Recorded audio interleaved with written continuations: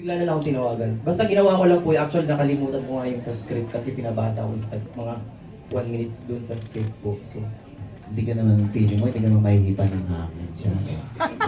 Hindi naman. Okay, thank you ha. Si Clint. Yes po. Clint, Yes. you speak Tagalog? Marunong naman. Marunong naman. Of course. English din sana kasi. Medyo nahirapan. Filipino siya ha, Filipino. Oo nga. Filipino. Oo, kasi marami, syempre nagte-text sa akin yung mga bakla. Ano, hindi yung background mo daw, paano ka na pasama sa Be My Lady, paano ka na discover. So, anong sinabi?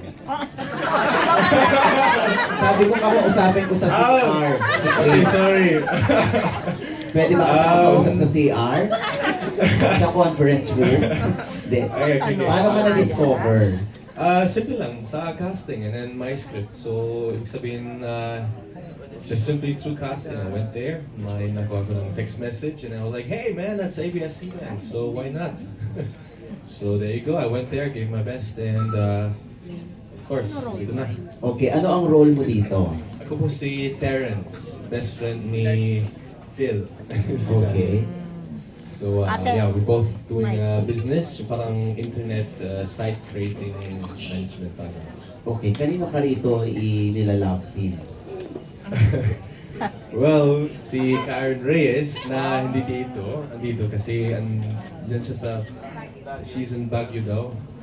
Oh, sayang lang kasi miss her a little bit. Uy. Ganun. Anyways, Karen, when you see that, why you always leaving me? Next time, I want some pasulubong from Baguio. So, anyways, I miss you, Karen. Meron na agad feelings to, ha? Okay. Pero pag gusto mo matuto mag-Tagalog, ha? Text me. Text me, ha? Ano klaseng Tagalog?